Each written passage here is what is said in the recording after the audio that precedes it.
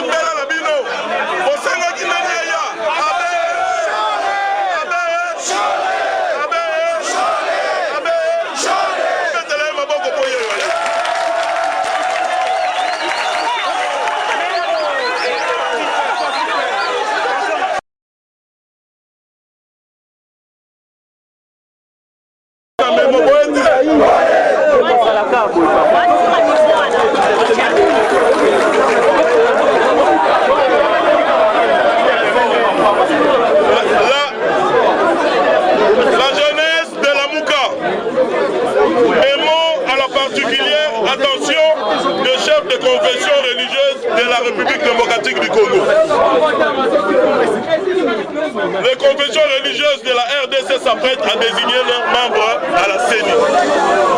À cet effet, la jeunesse de la Mouka observe que depuis la promulgation de la Constitution de la République en 2006, la RDC a organisé 3 cycles électoraux qui ont été émaillés de violences avec mort d'hommes, de fraudes avérées et de contestations à l'origine des crises répétitives de légitimité.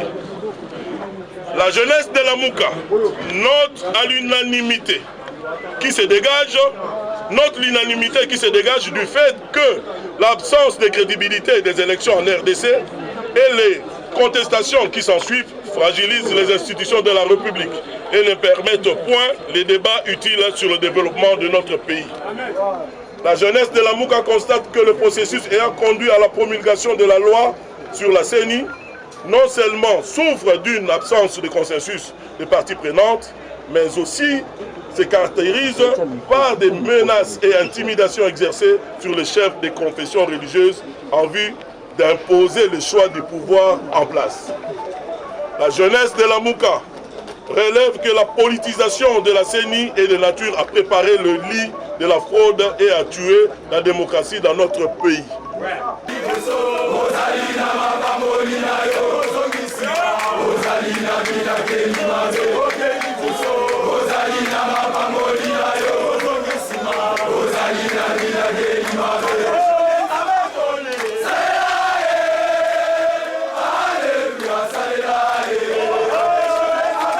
La jeunesse de la Mouka demeure convaincue que les confessions religieuses ne sont pas prêtes à accompagner une forfaiture de trop qui va de nouveau plonger le pays dans une nouvelle zone. Les chefs des confessions religieuses ne n'envoyer aucun membre dans une CENI politisée à outrance au risque d'être complice.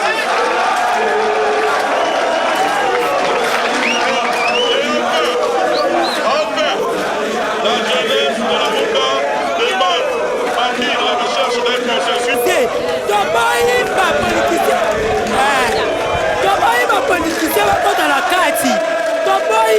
Baka batisheri na bango ezaka na seni ya nzungu mabe balamba mpo na seni biso moko peuple tolingi mutu oyo biso moko tolingi mpo totia ye na seni toboyi miyibi bango so bazomema biso na dictature batia mutu oyo bango balingi tokobomana tokokufa baso bapepaka baserkele bakotia biso toboyi lokola bino bozola misola peuple congolais biso bakanga mboka tolola nzala mais likambo te so bino bomekotia muntu ose peuple alingi te tokobomana lelo sisagi tokokufa toluka bino biso baserkele wenango banganga nzambe bango bazali bato esengeli basangisa biso toza na besoin to dépolitiser seni. Ça veut dire quoi? Yambala o tolingo obe bango banganga nzambe les 8 confessions bakamba seni pona yango tolobi poso mibale ya pamba basangisa biso na 2 semaines tolongola ba délégué à Félix na Kabila na seni eza na maboko na bango banganga nzambe bango babongisa maponomi bato ya Chilombo balobio soki to dépolitiser l'état de kezala tobi lokuta pona ko dépolitiser soki volonté ya politique ezali poso mibale to ko dépolitiser to tie ba konzi asika biso la muka to ko banga maponomité po peuple aponaki biso na 2018 akufite azali toujours posa ya mbongwa ne pas bilenge ya Congo ezali toujours bana besoin ya leader ya solo président ya mayele wana makanisa ko développer mboka donc dans 2 semaines to dépolitiser to kena maponomi retard ekoyala te po esali mbula mibale uta la muka ba confession religieuse ba association pour démocratie ba sengaki dépolitisation Félix aboyaki maintenant comme ko lobana biso soki to bandi na mesa 2 semaines to kozana retard moko te kozala 2 semaines 2 petites semaines pour dépolitiser pour désinfecter la CENI et nous irons aux élections et nous dirons avec le peuple que les meilleurs gagnent. Félix a lamentablement échoué. Nabeni en plein état d'urgence ba Koboma. Samedi, il y a 16 personnes tuées. Avant le Congo, 99% bilingue, c'est pas ça, c'est le chômage. Économie et baby. Détournement comme la présidence de Tinasé. Bako dise biso na lengeti. Tolobi lelo. Au vu à échec à Félix. Même ceux qui bozuye Ebembe. Bozuye Ebembe voté candidat opposition face à candidat IDPS. Ebembe ekelonga maponomi. Pour échouer ma casse. Pour na kolobayete. Biso la muka to kobanga maponomité. Mota kanisa to boycotter à Mikosi. Nous allons participer et nous allons gagner ces élections. Mais là quand on senga ya lini. Banganga nzambe basangisa biso na 2 semaines oyo to vendre rapidement to dépolitiser CENI to longola ba 4 délégués à Félix to longola 2 délégués à Kabila ba Tchewana to tia ka ECC to tia église catholique to tia ba kimbangiste to tia ba musulman bango ba se surveiller pour la nini to lobi na présidence ceux qui botiki mutu moko ba corrompre ye ceux qui boteba to mi balé ba corrompre bango mais ceux qui ba komi 8 et comme difficile et ça facile à corrompre mutu moko mais c'est très difficile à corrompre 8 personnes. Moko akobimaka pona ko dénoncer. Proposition na biso yango yewana. Banganzambe bayo kasonite bazonga simate. Balobaki baboyi seni wana. Lelo balingi baya ko désigner président seni. Biblia elobiete que ton oui reste oui, que ton non reste non. Manso ko bakisa na sima ke ute pe azabolo yali boyete. Aboto lobina bango balobaki non. Batika la pe ba tellement ngwina non na bango na Kongomani. Tozali ba autochtone na mboka na biso pendant que évolution ezalité na mboka changement ezalité bana tozwa lipanda jusqu'à nos jours changement ezalité cette fois-ci to passer na ba régime ebele na mboka na biso mais peuple azali ko bénéficier te ezali toujours pour na intérêt personnel ya groupe ya bato mais intérêt ya peuple tozala te yango wana tolobi boye cette fois-ci biso ba kongomani tokoki jamais totika mboka na biso kende boye pendant que souffrance ezali pendant que ba kelati ya bien ezalité pendant que nyonso to ezali un échec yango ma mécanisme auto monaka et pas monsieur Kabila kotia bato lokwa ba coordonnateur na niveau ya CENI po ya pesa ba ordre ba bimisa ye yango pe to monango pas monsieur Chilombo yango wana biso peuple congolais tozali na détermination ezali article 64 mtekotinga so to bimana nzela yango to bandi yango cette fois-ci seni oyo ya Monsieur Tshilombo na Monsieur Kabila biso peuple congolais tolingi yango te yango toye awa na senko ateke peuple congolais otobotami awa toyebisa Betchole atia makolo na ye kuna te parce que Tshilombo égal Kabila donc sont toujours ensemble ezali do na virus moko te yango wana biso tobiseni ya magui oyo ya tricherie tolingi yango te parce que Tshilombo ye moko azali tricher Kabila ye moko azali tricher basasi ensemblement ya ba tricherie donc biso tolobi boye tozali peuple oyo ndenge bazali kokanisa lisusu te ke peuple moko azali abandonné peuple moko akorevolte te peuple moko obeta kara biso tolobi boye tozali na détermination juste pour ça la tourisme te toye awa koyebisa senko juste azala vigilant na batu wana ya na ba politiciens disons ba politiciens balingi ko maltraiter population à tout moment yango biso population toye awa koyebisa ba senko o biso to na sima na bango bango basala nzambe bango na batu ba mema kima na mboka à travers nzambe toye koyebisa bango ke non à la scène politisée soki ba meki ko tinda batu ba seni na seni yeba ke maman omona oyo to sala ya liboso mon Tshilombo sera matin à pouvoir c'est parce qu'on n'était pas préparé mais cette fois-ci non à la CENI ezala ya peuple congolais CENI ezala politicité on veut que CENI biso peuple congolais to sala choix ya malamu to poni mutu na biso mutu wana bima et non biso to poni mutu wana bachela biso mutu mususu non à ça tala pona CENI to limite kokufa so basali ba avanti to kokufa ka à la particulière attention de chefs de confession religieuse de la République démocratique du Congo. Les confessions religieuses de la RDC s'apprêtent à désigner leurs membres à la CENI. À cet effet, la jeunesse de la Mouka observe que depuis la promulgation de la Constitution de la République en 2006, la RDC a organisé 3 cycles électoraux qui ont été émaillés de violences avec mort d'hommes, de fraudes avérées et de contestations à l'origine des crises répétitives de légitimité. La jeunesse de la Mouka note l'unanimité qui se dégage du fait que l'absence de crédibilité des élections en RDC et les contestations qui s'ensuivent fragilisent les institutions de la République et ne permettent point les débats utiles sur le développement de notre pays. La jeunesse de la Mouka constate que le processus ayant conduit à la promulgation de la loi sur la CENI non seulement souffre d'une absence de consensus des parties prenantes, mais aussi se caractérise par des menaces et intimidations exercées sur les chefs des confessions religieuses en vue d'imposer le choix du pouvoir en place. La jeunesse de la Mouka relève que la politisation de la CENI est de nature à préparer le lit de la fraude et à tuer la démocratie dans notre pays. La jeunesse de la Mouka demeure convaincue que les confessions religieuses ne sont pas prêtes à accompagner une forfaiture de trop qui va de nouveau plonger le pays dans une nouvelle crise de légitimité. La jeunesse de la Mouka exhorte les chefs de confessions religieuses de n'envoyer aucun membre dans une CENI politisée à outrance au risque d'être complice.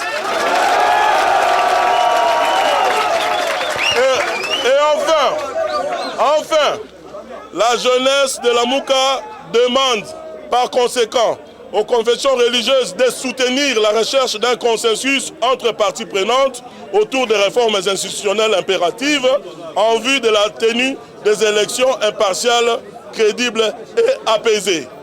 Jeunesse de la Mouka. Topeti memo na biso na maboko ya motobo lukaki. Memo na biso yango oyo bazoye na biso oyo ezalaki modèle toza kopesa ye. Memo na biso yango oyo tokopesa ye symboliquement yango oyo ya propre yango oyo po basango po pesa bango ya propre boye te po la basango maboko respect na basango beta na boko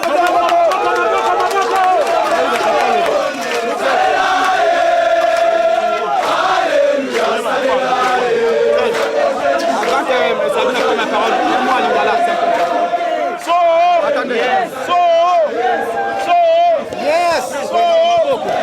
Lingala tolobi boye. Lamuka oye. Lamuka to alisi. Ide pe to bazala si. Kabila na bato na bazala si. Ba nzambe na bazala na siffler na monoko ya liberté. Atoli bino botombi. Balobe pa beshole.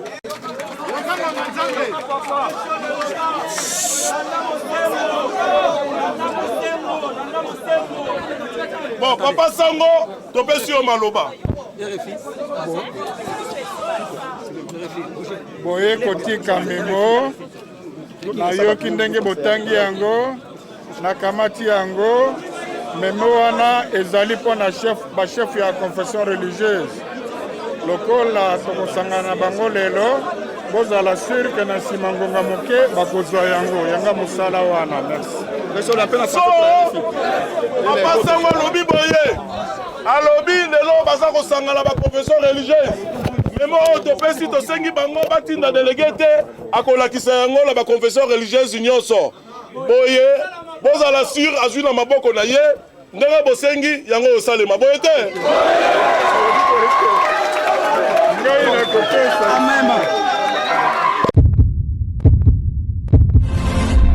Eshima, votre magazine qui bat au rythme de l'actualité.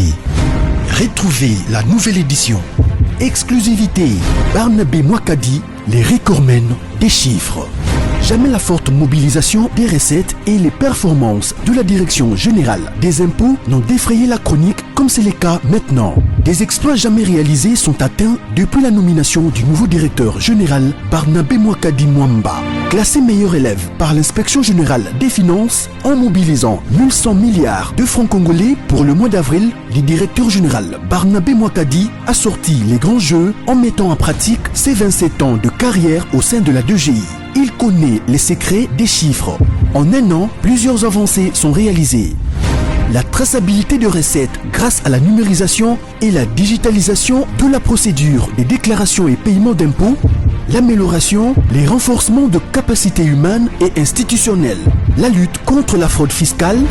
Le directeur général de la DGI, Barnabé Mwakadi Mwamba, veut répondre au mieux à la vision du chef de l'État Félix Tshisekedi grâce à une gestion orthodoxe. Focus, José Mpanda, blanc comme neige. Interpellé par l'Assemblée nationale, le ministre de la Recherche scientifique et innovation technologique a réussi à démontrer le réel problème de l'observatoire volcanique de Goma, mais également la nécessité pour l'exécutif et l'autorité budgétaire d'accorder à la recherche scientifique la place qu'elle mérite sur le plan budgétaire. Parité de Joseph Kasavubu à Félix Tshisekedi, les premières dames et les rôles prépondérants. Nation, Bukanga Lonzo, quelle suite après les refus de la levée d'immunité du Sénat? Enquête, l'Office congolais des contrôles se perd dans sa mission. Et Shima revient sur l'histoire des leaders africains assassinés, les forces et faiblesses de la RDC dans ses relations internationales. Culture, rituels et coutumes des Bashi. Retrouvez l'intégralité du magazine Eshima dans les kiosques. Eshima Magazine, un nouveau standard d'information.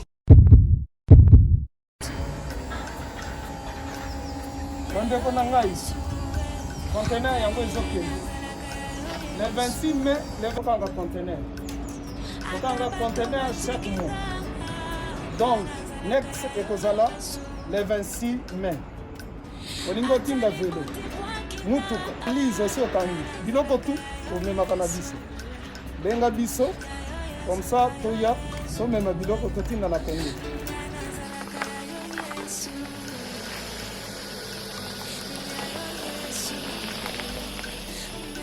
bandeko kari yango oyo touti kozongo ezokende Kinshasa oza na mutuka pesa biso ezokende. Merci. Le 26 mai mosusu ekwende ya 2021 otoza nango donc tosalaka chaque mois oza besoin na carton benga biso ya monene yango moyenne yango oyo moyenne yango oyo na carton na biso ya moke oza na 3 dimensions oyo nyonso olingi otinda benga biso tozozwa bavelo tozozwa bavalise mituka tozozwa donc eloko tu tozomema na Kinshasa. Merci beaucoup. Mutuka velo salon biloko ya ndako biloko tu tozomema donc bohésite te bobenga biso toza wana mpona kosangana